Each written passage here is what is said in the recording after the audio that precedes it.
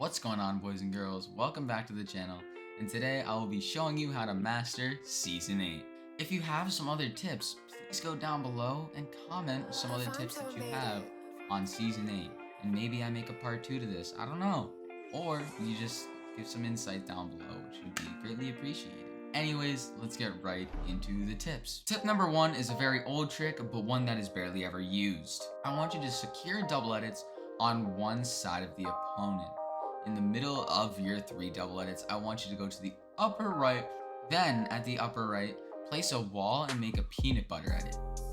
The wall isn't the main component to this trick.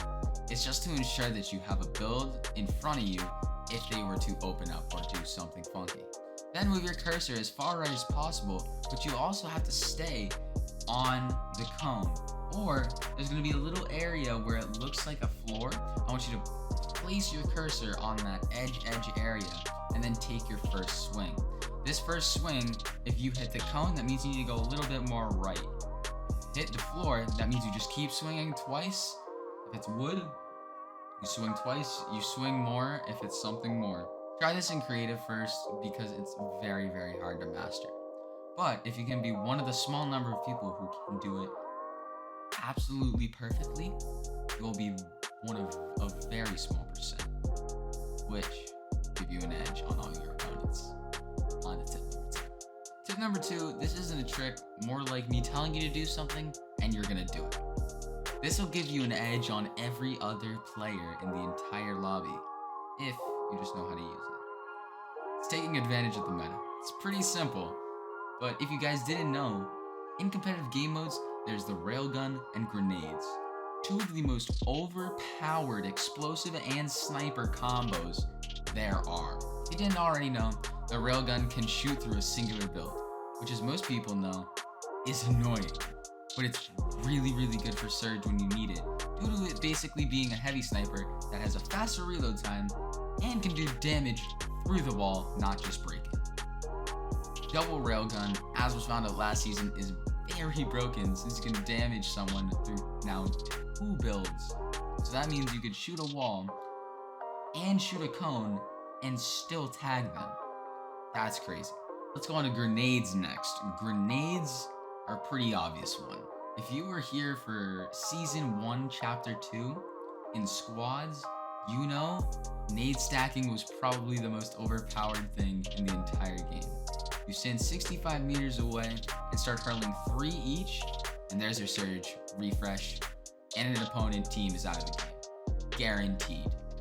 Because they're not going to be able to hold their walls that long if they have 3 spurt, and every single build in their entire base is broken and they're dead. They're guaranteed dead. It is so broken and you need to take advantage of it while you can so you can get some victory royales. Pretty simple. Let's move on to tip number 3. This next tip will help you out a lot more than this one. Tip number 3 is scrimming in various discords like KNG, East Open, or Elite Fort. Or for some of my special cases for viewers, it's private or ranked cores. Don't just practice to practice. That is never what you want to do.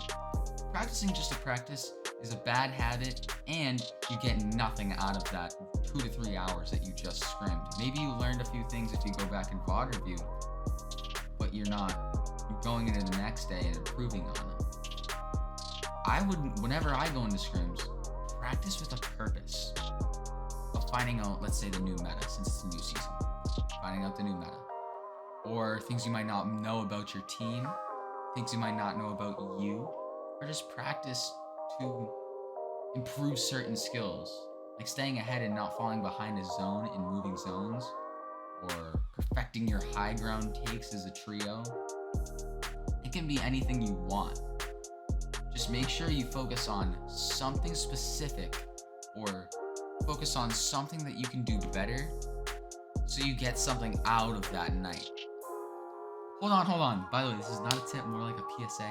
I'm not a pro, and I'm pretty sure a lot of you guys know that, but I'm trying to be. I'm taking all of these tips from watching pro scrims, or watching just pros in general, or talking to the pros I know, and also just talking to people that are underrated and are already ahead of the meta. So these aren't just my ideas. These are a lot of pro ideas, and I want to let you guys know that, just to know that I'm not the ones coming up with a lot of these. Anyways, on to tip number 4. Tip number 4 is pre-edits and mastering. This is an idea that was inspired by Life with Panda. His video is down in the description below, along with his channel. Please go give him a subscription and also a like on his video. He really deserves it. He's starting to get into YouTube. Show him some love, please. I'd love him to stay. So I slightly added to his idea. So he went from doing wall pre-edits and other pre-edits that he enjoyed, but I added a little twist onto it. But anyways, let's get right into the pre-edits. There are 3 pre-edits that will serve you the most worth in game. First is a top 6 wall edit. This is perfect for an arena or in FNCS when you need some kind of refresh, or even in just mid-game fights. It's perfect because as you're taking a wall and you take the wall, you already have a huge shooting area where you can just take free shots on your opponent where they may or may not expect it, and you can maybe even get a knock out of it, which is really essential when you're trying to win a fight. If you can get a knock and damage on the other players, it's huge, and that's why I think this 6-tile wall edit is crazy good. Next is a floor pre-edit. A floor pre-edit is really good in endgame, because when you take floor pre-edits, it's very easy to get drop downs and easy refreshes. And you're gonna need a lot of refreshes when it comes to in-game scenario if you are landing split drop like myself. Now, usually what I do is I have the lowest ping, so I like to have a pre-edit floor and a pre-edit cone. So it nearly guarantees a drop down, so I don't have to worry about phasing or me having to edit them down, which takes me longer, and also gives about a split second for that player to get out of that box, which you don't really want. So that's why I think the pre-edited floor and pre-edited cone is pretty essential to getting refreshes and also some easy endgame kills. Last is similar to the first. It's just a right side 6-tile edit. This will help you give a right-hand peek for your teammates and yourself when going for a pre-edit. It's similar to the first one, just if you want a right-hand peek, or if you just want to take a different angle at your shots, then that 6-tile edit is perfect.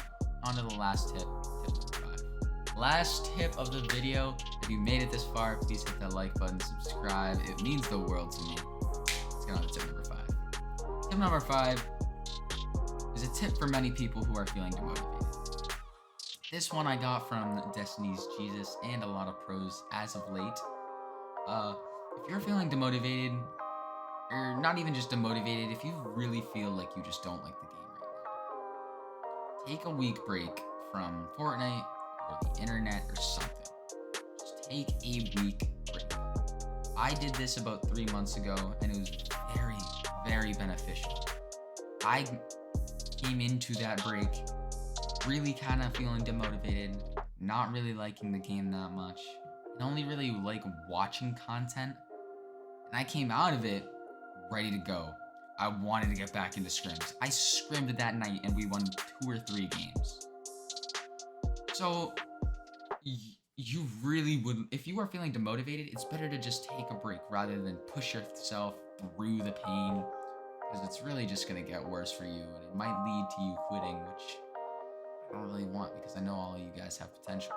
Welcome to the end of the video, guys. If you did happen to make it here, as I said about a minute or 2 ago, hit that like button and subscribe. It really means the world to me. Try to hit 1,000 before Christmas. Let's try and do it. Thank you guys so much for watching. Hope you guys have a wonderful day.